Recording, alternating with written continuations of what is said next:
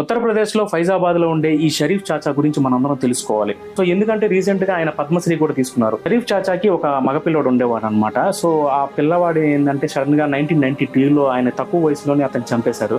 So చంపిన దానికి reason కూడా షరీఫ్ చాచాకి తెలియదు. కాకపోతే చంపేసిన తర్వాత కనీసం డెడ్ బాడీకి కూడా తనకి ఇవ్వకుండా, అంటే షరీఫ్ చాచాకి ఇవ్వకుండా చేశారు. ఆ షరీఫ్ చాచా ఏంటంటే తన కొడుకు డెడ్ బాడీ కోసం ఆయన పిచ్చోడ్లాగా తిరిగి అలిసిపోయి ఇంటికి వచ్చిన ఆ షరీఫ్ చాచా ఏంటంటే తన కొడుకు గురించి ఆలోచించి ఆయన ఒక నిర్ణయానికి అయితే వచ్చేసారు. ఎక్కడ ఒక అనాథ శవం కనిపించినా గానీ అది తన కొడుకు గాని భావిస్తూ దాదాపు 30 సంవత్సరాలుగా ఎక్కడ అనాథ శవం కనిపించినా గానీ ఆయన ఏంటంటే వాళ్ళ రిలీజన్, అంటే హిందూ అయితే హిందువుగా, లేకపోతే ముస్లిమ్స్ గా, లేకపోతే క్రిస్టియన్ గా వాళ్ళ సంప్రదాయాల్లో ఆయన ఏంటంటే దహన సంస్కారాలు అనేది చేస్తూ వచ్చారనమాట. ఫైజాబాద్ లో ఉండేటటువంటి ఈ షరీఫ్ చాచా అని ఆయన సైకిల్ రిపేర్ షాప్ తోనే ఆయన ఇల్లు గడపాలన్నమాట. కాబట్టి ఇలాంటి సమాజ సేవ చేయడం గానీ, ఇలాంటి థాట్ రావడం గానీ, అంత పెద్ద దెబ్బ తగిలిన తర్వాత కూడా రావడం గానీ చాలా గొప్ప విషయం. కాబట్టి మన షరీఫ్ చాచా కోసం ఉత్తరప్రదేశ్ లో ఫైజాబాద్ లో ఉండే